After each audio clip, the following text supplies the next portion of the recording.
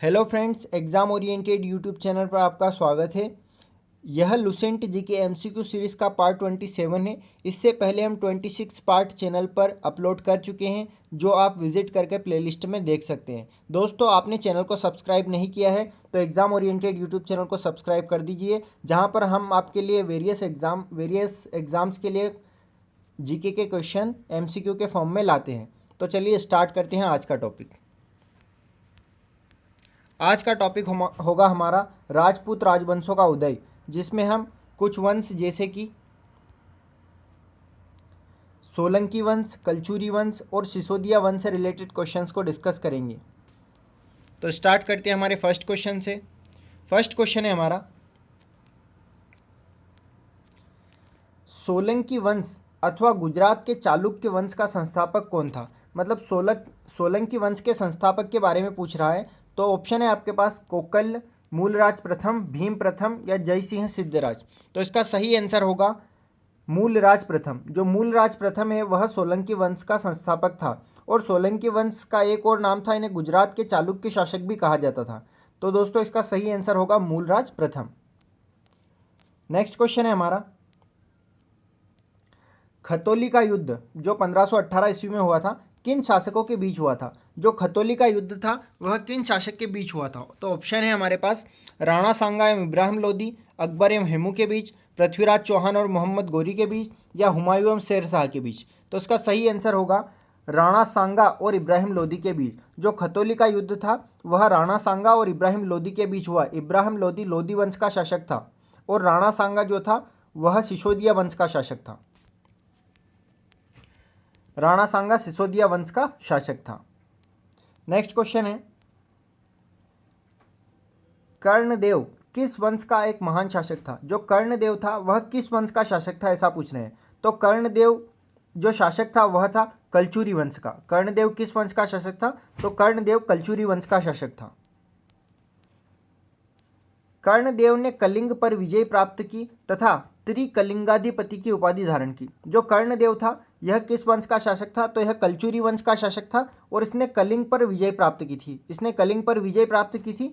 और त्रिकलिंगाधिपति की उपाधि धारण की थी। नेक्स्ट क्वेश्चन है, सोलंकी वंश की राजधानी क्या थी। अभी हमने इससे पहले सोलंकी वंश का क्वेश्चन पढ़ा था कि सोलंकी वंश का संस्थापक कौन था। तो सोलंकी वंश का संस्थापक था मूलराज प्रथम। कौन था। मूलराज प्रथम जो था वह सोलंकी वंश का संस्थापक था, और सोलंकी वंश की राजधानी थी अनहिलवाड़। सोलंकी वंश की राजधानी क्या थी। अनहिलवाड़ थी। नेक्स्ट क्वेश्चन है, जब महमूद गजनी ने सोमनाथ के मंदिर पर आक्रमण किया तब सोलंकी वंश का शासन कौन था। जब महमूद गजनी ने सोमनाथ के मंदिर पर आक्रमण कर दिया था तो उस वक्त सोलंकी वंश का शासक कौन था। तो ऑप्शन है कोकल, मूलराज प्रथम, भीम प्रथम या जयसिंह सिद्धराज। इसका सही आंसर होगा भीम प्रथम। भीम प्रथम जो था उस टाइम पे सोलंकी वंश का शासक था। भीम प्रथम के सामंत बीमल ने आबू पर्वत पर दिलवाड़ा के प्रसिद्ध जैन मंदिर का निर्माण करवाया था। बहुत ही इंपॉर्टेंट क्वेश्चन है। जो दिलवाड़ा का प्रसिद्ध जैन मंदिर है उसका निर्माण किसने करवाया था। तो बीमल ने। और बीमल किसका सामंत था। भीम प्रथम का। कभी कभी ऑप्शन में ऐसा भीम प्रथम भी ऑप्शन में दे देते हैं, तो आपको ऑप्शन के हिसाब से भीम प्रथम भी लगाना होता है। तो भीम प्रथम ने किस मंदिर का निर्माण करवाया था। दिलवाड़ा ने। दिलवाड़ा के जैन मंदिर का, जो कहाँ है, माउंट आबू राजस्थान में। ठीक है। नेक्स्ट क्वेश्चन है हमारा, ये इसकी फोटो है दिलवाड़ा के जैन मंदिर की, देख सकते हैं आप। सॉरी, ये दिलवाड़ा के जैन मंदिर की नहीं, यह फोटो सोमनाथ मंदिर की है। सोमनाथ जो मंदिर है जिस पर आक्रमण कर दिया था मोहम्मद गजनी ने, उसकी फोटो है सोमनाथ मंदिर की, जो कि गुजरात में है। नेक्स्ट क्वेश्चन है, सोलंकी वंश का अंतिम शासक कौन था। जो सोलंकी वंश था उसका अंतिम शासक कौन था। तो सोलंकी वंश का अंतिम शासक था भीम द्वितीय। सोलंकी वंश का अंतिम शासक कौन था। भीम द्वितीय। जबकि सोलंकी वंश का संस्थापक था मूलराज। सोलंकी वंश का संस्थापक मूलराज प्रथम था, और इसका अंतिम शासक भीम द्वितीय था। भीम द्वितीय के सामंत लवण प्रसाद ने गुजरात में बघेल वंश की स्थापना की थी। जो भीम द्वितीय था उसका सामंत था एक लवण प्रसाद, जिसने गुजरात में बघेल वंश की स्थापना की थी। नेक्स्ट क्वेश्चन है, कलचुरी वंश का संस्थापक कौन था। जो कलचुरी वंश था उसका संस्थापक कौन था। तो कलचुरी वंश का संस्थापक था कोकल। कलचुरी वंश का संस्थापक कौन था? कोकल्य था। जबकि ऑप्शन में गांगेय देव भी दिया है, तो गांगेय देव कलचुरी वंश का एक शक्तिशाली शासक था, परंतु इसका संस्थापक कोकल्य था। प्रसिद्ध कवि राजशेखर कलचुरी शासकों के दरबार में रहते थे। जो राजशेखर थे एक प्रसिद्ध कवि थे, वह कलचुरी शासकों के दरबार में ही रहते थे। नेक्स्ट क्वेश्चन है, चित्तौड़ में विजय स्तंभ का निर्माण किसने करा था? बहुत ही महत्वपूर्ण प्रश्न है। तो चित्तौड़ में विजय स्तंभ का निर्माण करवाया था राणा कुंभा ने। किसने करवाया था? राणा कुंभा ने चित्तौड़ में विजय स्तंभ का निर्माण करवाया था। और राणा कुंभा सिसोदिया वंश के शासक थे। नेक्स्ट क्वेश्चन है, सिसोदिया वंश के शासकों की राजधानी क्या थी? जो सिसोदिया वंश था उसके शासकों की राजधानी थी चित्तौड़। क्या थी? चित्तौड़ राजधानी थी सिसोदिया वंश के शासकों की राजधानी। सिसोदिया वंश के शासक अपने को सूर्यवंशी कहते थे। जो सिसोदिया वंश के शासक थे वो अपने को क्या कहते थे?